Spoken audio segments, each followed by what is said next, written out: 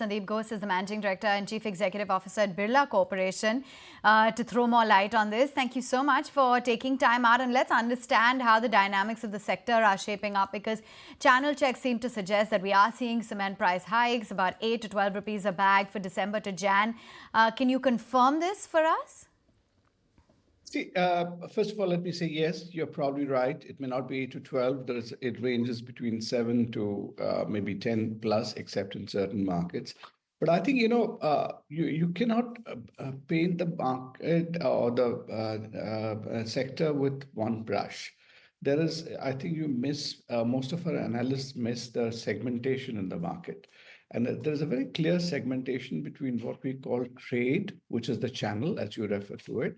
But there is about 40% of the market which is non-trade, which essentially means large infra, large real estate, and other big B2B buyers. So, and the dynamics in both these segments are very, very different. And what was suffering, in the last 6 months, prior period, I would say the channel side was affected more by the demand scenario, whereas the non-trade area was affected more by the competitive scenario, because there you have big players playing, and there are certain pan-India players who have got the advantage of economies of scale and cost, and they would like to, when the non-trade, the trade sector is not doing so well, that's the individual house builders, etc., they tend to hold on to it with heavy price discounting. So that is what was happening in the non-trade sector. And there we have seen significant improvement in the last few months, last month or so. So there the improvement has been to 20 to 30 rupees. And that has a sympathetic impact also on the trade segment. Because otherwise, there is a little bit of interplay between the two.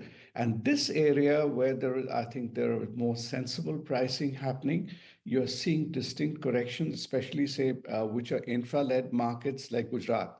Gujarat has therefore shown about more than 15 rupees increase. You're seeing some of the increases coming in Bihar, which is, again, there is an infra push because of the elections coming next year. And that, spills over also onto the trade sector. So that is what is happening over there. On the trade sector, there is a pickup of demand, especially post the harvesting season and the festivals which carried on almost till the mid of November because of Chhat, etc. You're seeing a pickup, but I would be cautious about that pickup, because then other factors happen, especially in North. You have the winter setting in, you have what is called the impact of Malmas when new construction doesn't begin. So you will really see the impact, be able to make out the impact or comment on it by mid-Jan. So right now there is improvement, but I would take it with cautious optimism. 7 to 10 rupee price hike, which you just indicated to us, is this a function of pricing coming back, or this is largely cost compulsions which were at play? As I told you, there are two elements. I think this is something which we miss out very often when we are doing a one-size-fits-all solution. There is the trade element, which is the channels. That is a function purely of demand, and the demand depends on a lot of things, including cement, as you would know, has a very strong correlation with the GDP.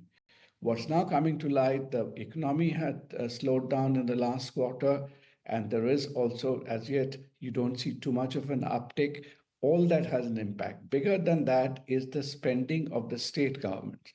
Post these state elections, everything which happened, the government spending in the states for rural infra and other things, that was held up. There was no money in the system, because a lot of the money also of some of the larger states were getting diverted to welfare schemes rather than development schemes.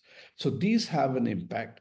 Now what you're seeing is a little bit of the demand coming back, because some amount of money is being spent also on the at the state level in rural development, etc., or the state level development.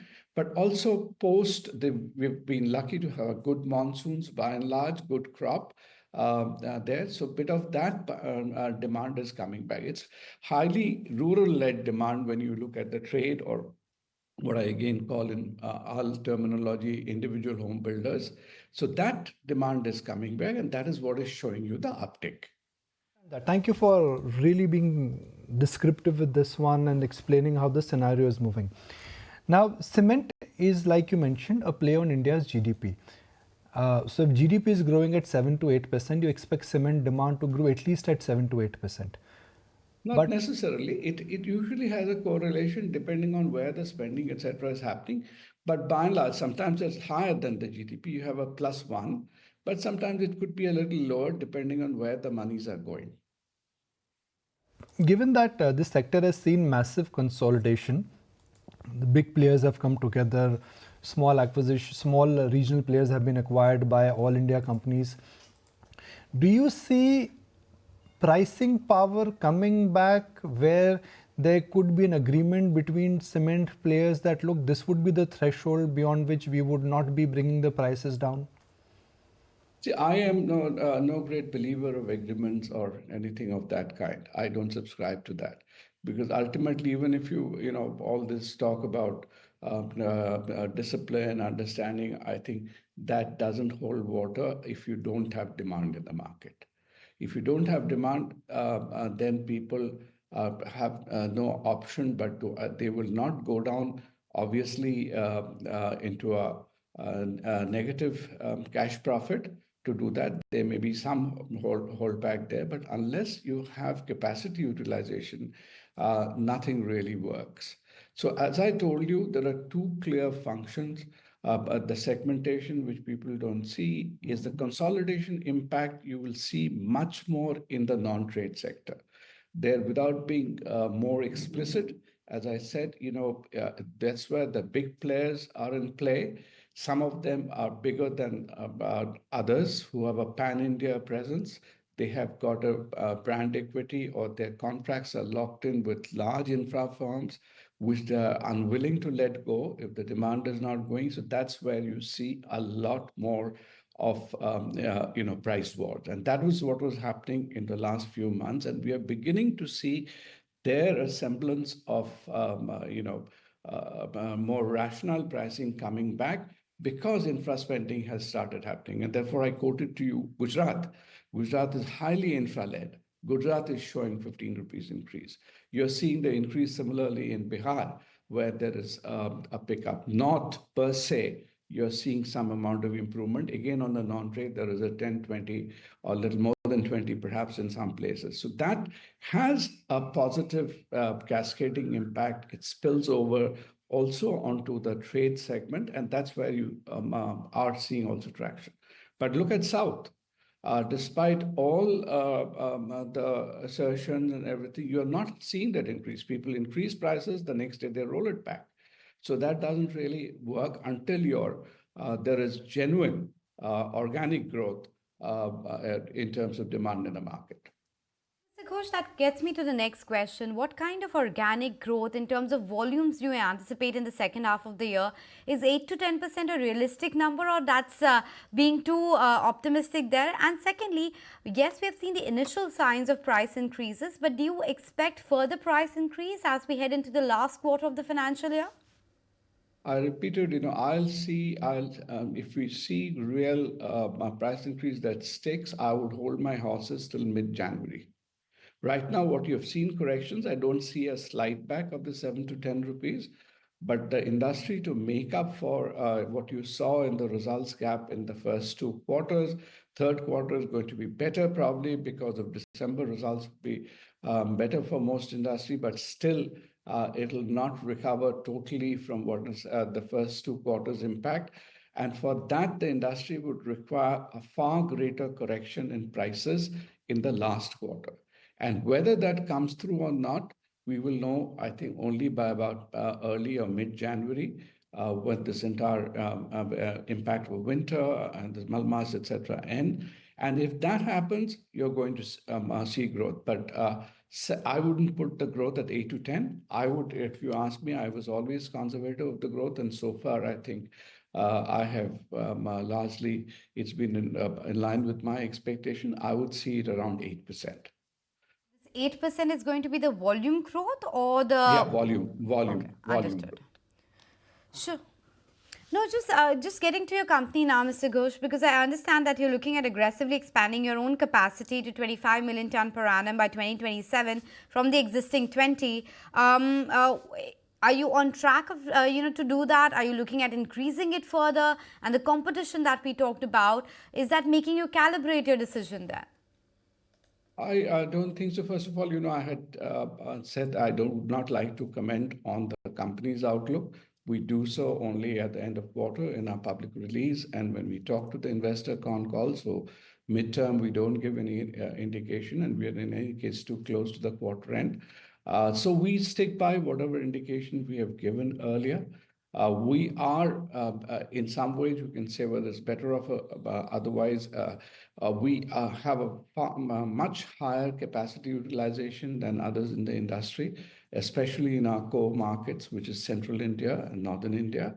We have expanded into partly the West and Vidarbha and Maharashtra region, where our ramp up has been extremely satisfactory. And as we see that post Maharashtra elections, once there is a demand pickup, we expect again to see traction in those markets. So we are quite all right in terms of our projections, whatever we said, and barring whatever has been the macro trend in the industry or the economy out there, we don't see us getting affected more or less. So as demand picks up, we have a very high share of premium products in our portfolio, probably the highest among our peer group. And so if demand picks up, prices pick up, we see a very, very positive impact on our bottom line. Understanding of the supply which would hit the industry, new supply which would hit the industry, or capacity in this case, in next 12 to 18 months? I am not too sure how much of new capacity is really going to come in. You're having the rejigging due to what you call consolidation, etc. But I am not seeing very significant capacity because greenfield projects take time. And that is where people calibrate, as you were talking about, depending on the demand. People don't just simply add capacity and start, pumping products into the market. And if they have to work on it, that's where they do the calibration. So we don't see much of the capacity, supply-demand imbalance caused by capacity additions in the coming, let's say, 4 quarters. Next year, everybody is saying would be probably better. That's FY26. And if that happens better, you'll find acceleration in people's investment plans. Okay, so let's start summarizing, Mr. Ghosh, our interaction today, and please interrupt me if my summary is incorrect. You expect, and the industry expects, that FY26 will be better than FY25. That's headline number one. Headline number two, that you expect 7 to 8% volume growth for the cement industry. That could be in and around India's GDP, depending on the sector and depending on the region we are looking at. I'm not. Are you talking of this year or FY? No, next year. Next year. Everything is next year. Yeah. I'd go by that. Okay. Yeah. Third, you don't expect a lot of capacity, which is what a lot of analysts and market men are betting on to hit in FY26. You think that the projects will be delayed.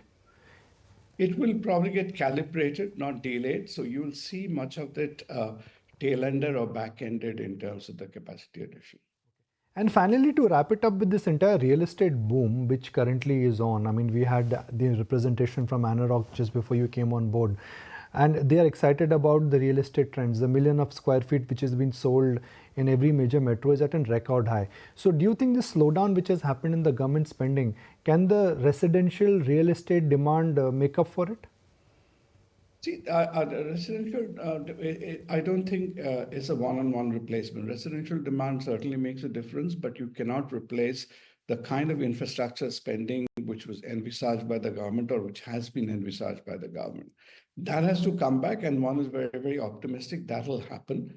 We are less than 1.5 months away from the budget, union budget. You will see lots of announcements. The big states, the elections are all behind us, and they will start getting their act together in terms of, their next phase, because everybody knows the economy matters. And there are certain states which are going into elections, like Bihar. You're going to see a lot of action there in the coming month. That all these factors together, one is much more optimistic about FY26. Government will do everything to give GDP a boost. They will try to, make up whatever losses happened just now. They'll make the corrections. So all that is going to have a positive rub off on cement.